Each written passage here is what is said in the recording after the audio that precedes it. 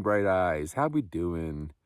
I'm doing pretty good. We had 3 tough days, but today is going to be a simple day. We pretty much go downhill to Encampment River, then over to the West Fork of the Encampment River, and then up the divide. So I don't expect much.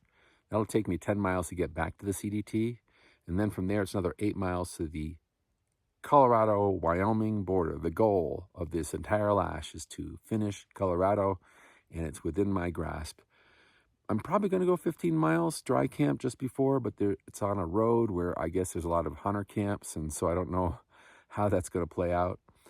But it was nice to take this little alternate here. I'll figure out ultimately what the change in the mileage is, doing the red line versus this, and then my version too, which isn't the same version as you see in the Jonathan Lay maps.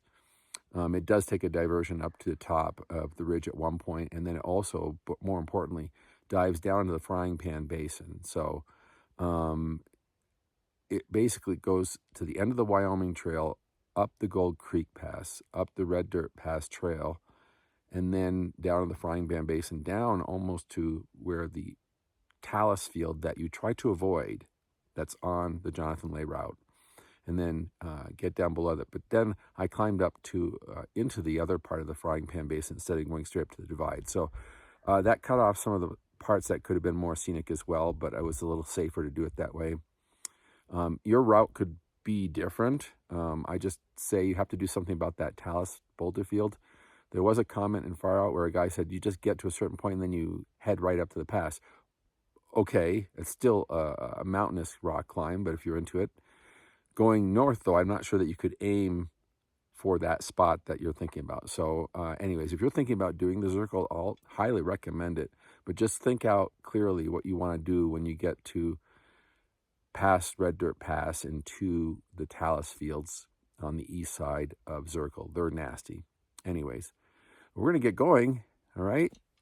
Let's get going. Happy trails.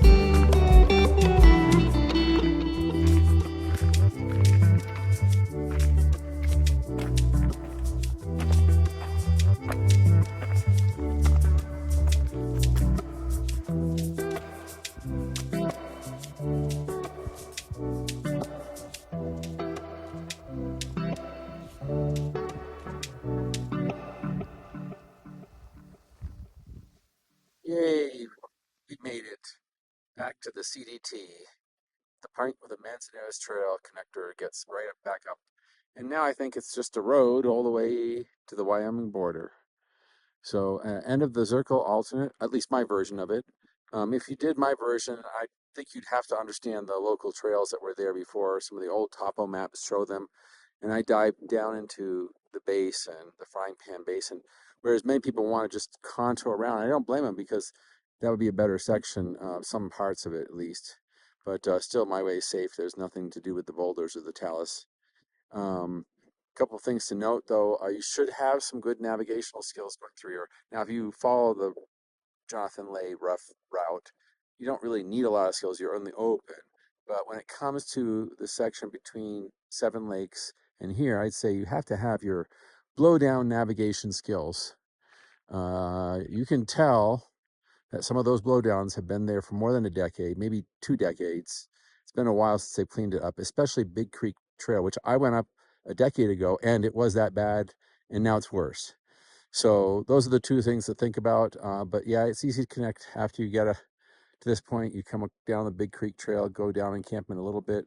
That's when the blowdowns start to fade in the frequency, but they still continue down the west fork of the encampment and up the Manzanares connector and all that.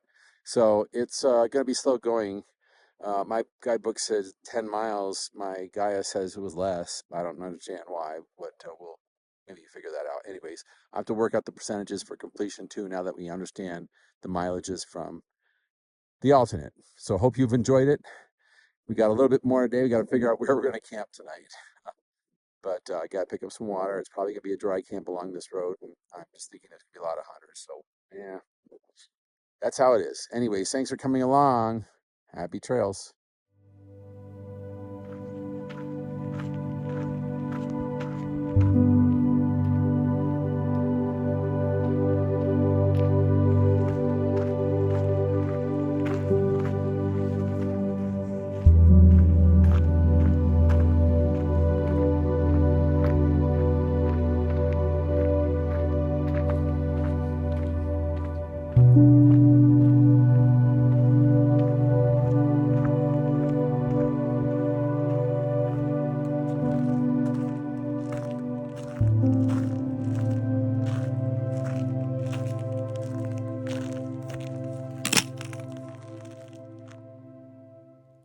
Lodging acquired for the evening.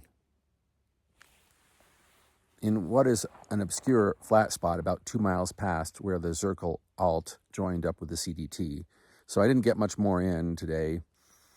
I wanted to get a little bit more, but I'm under 30 to Battle Pass, so that's good because that means 2 15-mile days basically to civilization. So a 6-day stint through this whole section. It's nice. Now, there is a complication going on, a potential imminent failure of my sleeping pad.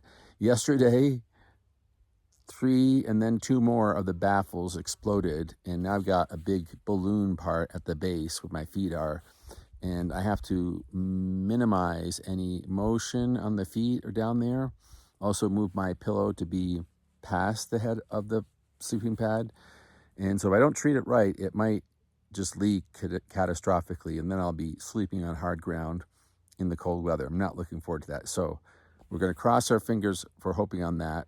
But probably the biggest part right now is not how close I am to Battle Pass, but how close I am to the Colorado-Wyoming border. I'm about 6 miles away. So tomorrow, after over 2 months of working on it, I am going to be done with Colorado. Yeah. So stick around for the celebration tomorrow. In the meantime, we're going to get going with dinner and get some rest time. All right, so see you in the morning. Take care.